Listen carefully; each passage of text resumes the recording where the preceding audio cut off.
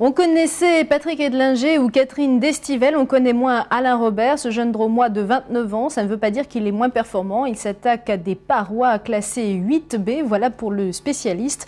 Alain Robert essaye aussi de vivre de l'escalade en solo. Son dernier court-métrage a reçu le prix de l'exploit sportif lors du festival Janssen de l'aventure.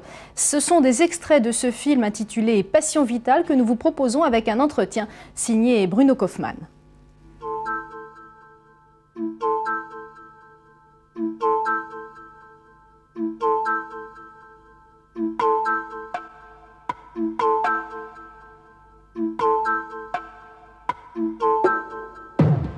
J'ai commencé par le biais du scoutisme, donc on a eu la chance de faire un petit peu de rappel, un peu d'escalade, un peu de spéléo, et puis bon, là j'ai rencontré un copain et on s'est investi à fond là-dedans.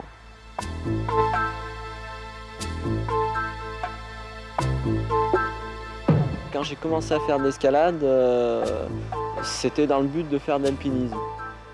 J'ai fait de l'alpinisme à peu près pendant 2 saisons. J'ai commencé tout de suite par des courses qui étaient considérées comme les courses les plus dures des Alpes, comme la face nord des Droites par exemple, que j'ai réalisée à l'âge de 17 ans.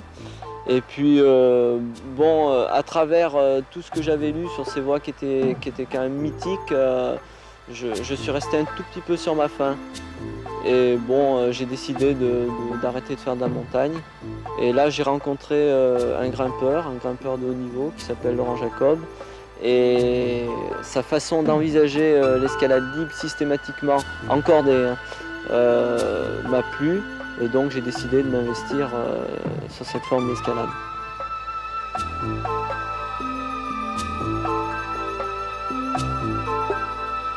De toute façon, pour moi, le fil conducteur de l'escalade, c'est l'engagement. Engagement physique, engagement psychologique. Actuellement, on se tourne vers une escalade plutôt sportive, escalade en salle. Pour moi, ça ne m'intéresse pas. Bon, je respecte tout à fait le choix de ceux qui ont décidé de faire de la compétition. Mais bon, c'est quelque chose qui ne correspond plus à ma recherche.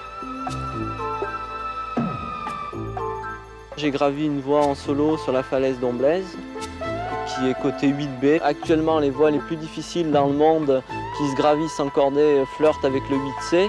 Et donc, en faisant du 8B en solo, je suis quand même très proche de cette limite. N'ayant pas moi-même atteint le 8C, seulement le 8BC, je suis quasiment à mon maximum en solo par rapport aux voies que je gravis en cordée.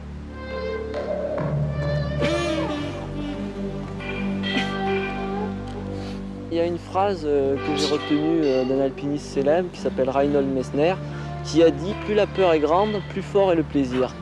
Et en fait, pour moi, cette phrase, c'est un peu un fil conducteur. C'est-à-dire la peur, de toute façon, on ne l'éprouve pas pendant. Si on l'éprouvait pendant, il faudra arrêter tout de suite. La peur, moi, je l'éprouve avant.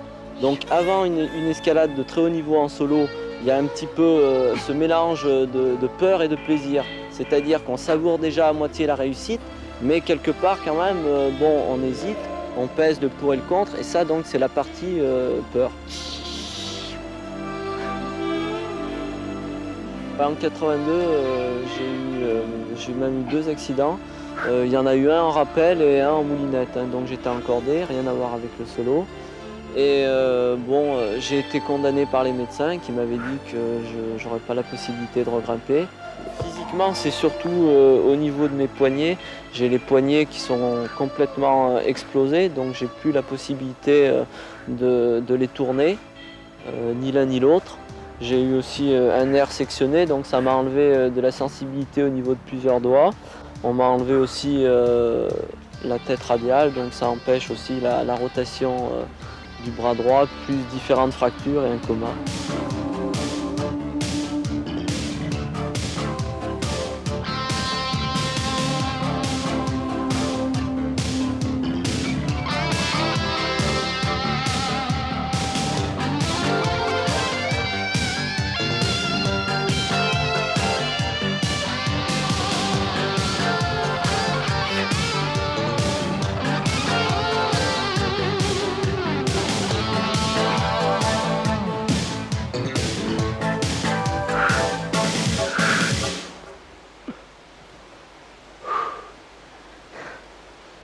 j'ai recommencé à grimper tout doucement et puis sans jamais me fixer de but.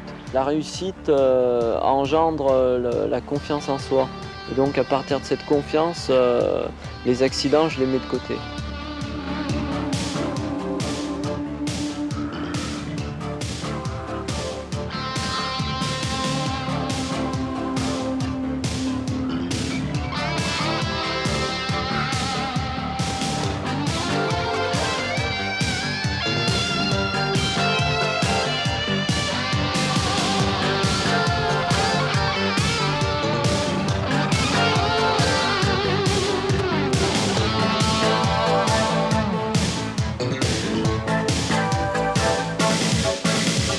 L'avenir, moi, c'est d'aller un petit peu faire des choses extrêmes à l'étranger.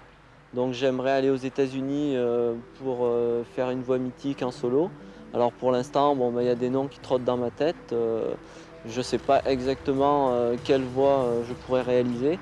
Je vais en essayer un certain nombre et puis je verrai.